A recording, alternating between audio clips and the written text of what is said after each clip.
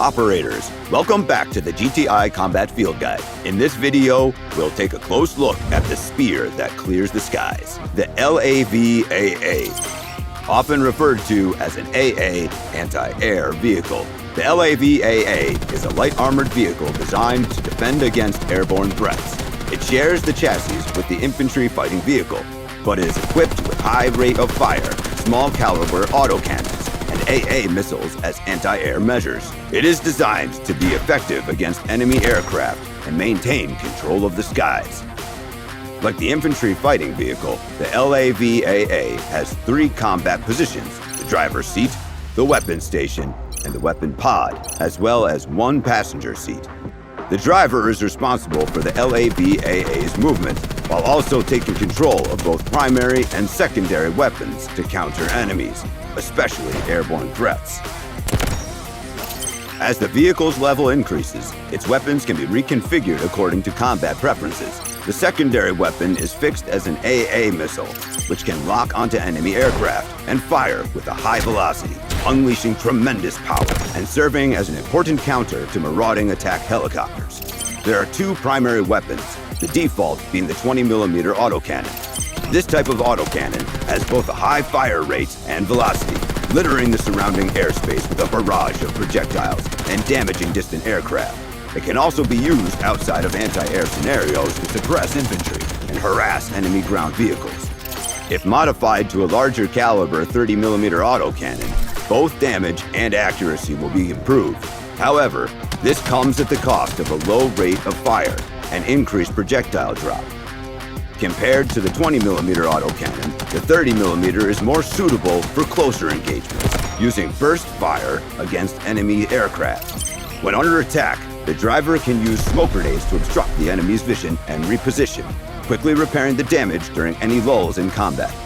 It is important not to focus solely on airborne targets and to keep an eye on other nearby threats. The other 2 combat positions control the weapon station and weapon pod. The weapons controlled by the driver are for use against airborne threats, while the weapon station and weapon pod are responsible for countering infantry and protecting the crew from ground attacks. The weapon station offers 4 weapons. Light and heavy machine guns are familiar choices, but make sure to avoid overheating the weapon and being caught out by infantry. The weapon station also offers a 40mm grenade launcher. When facing off against lightly armored forces, this grenade can damage armor and is very effective against infantry. However, just like the IFV's grenade launcher, with its slow rate of fire and significant drop over distance, it requires greater skill to operate. When dealing with clustered infantry, blast rockets are an excellent choice. Multiple rockets are fired in rapid succession, clearing the battlefield in seconds. It should be noted that fully reloading the 4 rockets takes some time. By default, the weapon uses a 40mm canister round, but it is important to note that its effective range is quite limited and it has a very slow reload speed. Operators should take these factors into account in order to use this weapon effectively.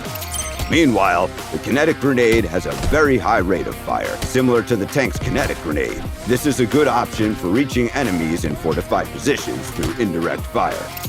The LAV-AA's anti-air capability can be further enhanced by pairing it with an AA cannon.